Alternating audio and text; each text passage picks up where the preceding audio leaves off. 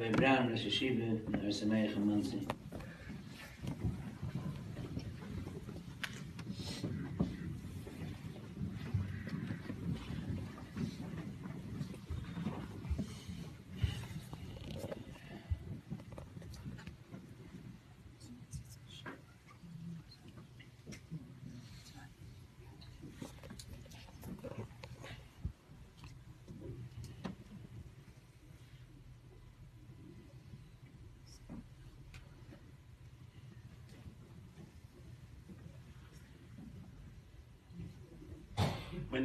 When a Yid does Averas, he's a sinner. He gets tzoras, the spiritual leprosy. So the Torah says, V'huva el hakohen. He has to be schlepped. He has to be brought to the kohen. When he's healed, which means that he's a Baal Teshuvah, so the Torah says, "V'yotza hakohen," the kohen goes out to him. Says the Chassam Sofer.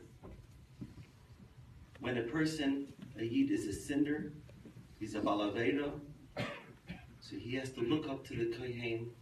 He has to learn from the Rav. When he becomes a Baal Teshuvah, v'yotza hakohen, the Rav has to learn from him. Yisroel, when you came to the yeshiva, you had to learn from us. When you left the yeshiva, we had to learn from you. In this week's parsha, the Torah says, B'nai Aharon, the sons of Aharon, Habachar, the firstborn, Nadav.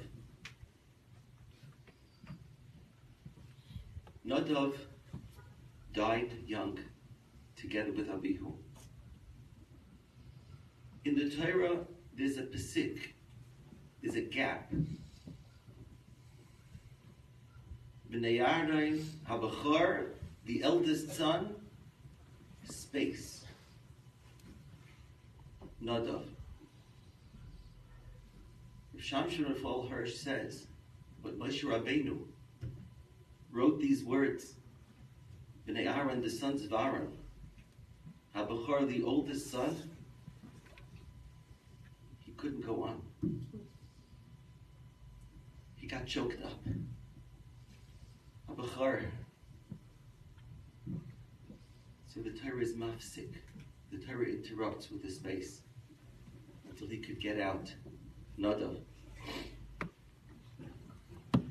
When Nadav and Abihu died young, Moshe Rabbeinu said to Aaron, I thought that maybe it was going to be HaKadosh Baruch Hu, B'kroivai et Kodesh, those that are closest to me are the ones through whom I will be sanctified.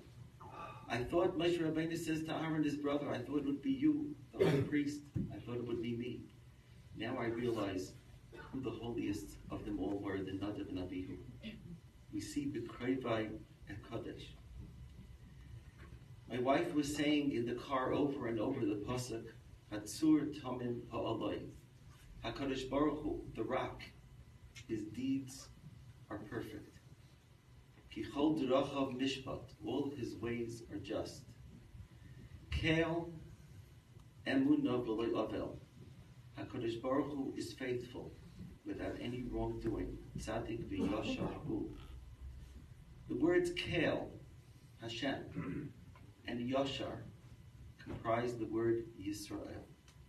Kel emunah ve'ein avel. Sometimes we have questions. Sometimes we can't understand. Sometimes it's too hard to understand. But Yisroel, he understands. Kel emunah ve'ein avel, tzadik v'yashar hu Yisroel. When he came to visit Moshe in the yeshiva, he came for a 2-week visit, and I'm not going to describe what he looked like. I was shocked to hear afterwards, when he returned to Florida and sent in an application that he wants to come to yeshiva. And I said to the mashgiach, I said, he wants to come to yeshiva. I don't think I can accept him. And the mashgiach said, I spoke with him, I watched him, I observed him over the 2 weeks. And there is a midah of emes. There is a midah of truth. And in those 2 weeks, he became a changed person because he saw the emes. Give him a chance, I guarantee you. Let him come for 1 month. I guarantee you, you won't be sorry. And Taka, he became an emes, an erlucha. He had the midas of emes. And he started learning with hasmada, with his zeal, with passion. Whatever he did, he threw himself into it with fire. And I saw that he wanted to take on the derech of Chasidus. And we walked him 1 step at a time. And then I said, Rabbi Yankel Mashinsky, Zecher Tzadik Levracha, he is the man to be your guide in Chasidus. He is so balanced and yet so holy. And Yisroel became a Talmud. He became a student of Rabbi Mashinsky Zatzal. And then he was introduced to Emunas Yisroel and the Laser Mishpacha, who no words can describe what they have done for the Chervonis. This morning, there was a Bach who was a Kayan who stands right behind me, Rafi, whom when I mentioned what happened to Yisroel today, he got goose pimples. He said, I remember when Yisroel was in the yeshiva, he would get up at 6 in the morning, he would go to the mikvah, and he would come back to the dorm, and he didn't want to wake up his roommates, so he'd take out his siddur in the hallway and put the siddur on the shelf, the banister, and he would recite brachas. Said, Rafi, for some reason I got up early this morning.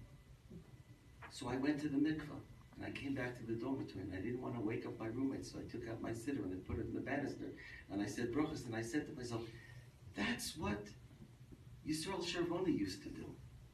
Masai Yagia Maisei Lamaisei Yisroel Chervony. He said, just this morning I was thinking, I did the same thing that the tzaddik Yisroel Chervony. When he came to the Beis Medrash, he struggled, he fought word by word to memorize the words, to put the words together, to learn how to learn. He wasn't used to being a student. He was used to being out there. But he forced himself, and he was dogged in his determination. And he taught himself, and he learned to become first a Yedei Sefer. I remember he came to me once. He says, Rabbi Braun, you know how hard I work. You know how difficult it is for me. He says, I am Molei Simcha. He says, I made it. I learned the Taisvis all by myself, and I had the pshat. He says, it's the greatest simcha, the greatest joy for me. And he organized a shir at night. He wanted the other Bacharim also to hear a shir at Chasidus, and he asked for Pinchas Young, a well-known Rav in Muncie, to come. And he would put up signs, and he would bring food. And one day, he had to go back for some legal matter. And this time it didn't look good, and he was very afraid of the consequences. So I told him, I'm going to go with you, and we'll take a day off from yeshiva. I'm going to accompany you. And we came to my house before leaving, and my Rebbitzin says, we have a Masorah, we have a tradition in our family to give along, if somebody's going to a place of danger, to give along Afikomen. So she took out the piece of Afikomen for Pesach, matzah, and gave it to him. And we went together. And the outcome of that day was the most successful and best possible outcome that could have been. And he came back at the end of the day. And he said, gave the matzah back, and he said, the Afikomen worked. And the Hakaras HaTayv, the gratitude, the appreciation of Yisroel and Yehudit Meira. We received a package, and we opened it up, and it was a beautiful framed piece of afikaim and matzah. And there's a note from Yehudit Meira. It says, thank you for helping Yisroel become the wonderful Yid and husband he has become, for taking Yisroel out of his Mitzrayim. That matzah is going to be treasured by us always. A week and a half ago, Yisroel and Yehudit Meira came on Motzei Shabbos to visit us. And we sat in the kitchen and talked. And he didn't have to say it. It was written all over his face how proud he was of his wife. And he got up, and I hugged him, and I told him, Yisroel, you don't know how proud I am of you.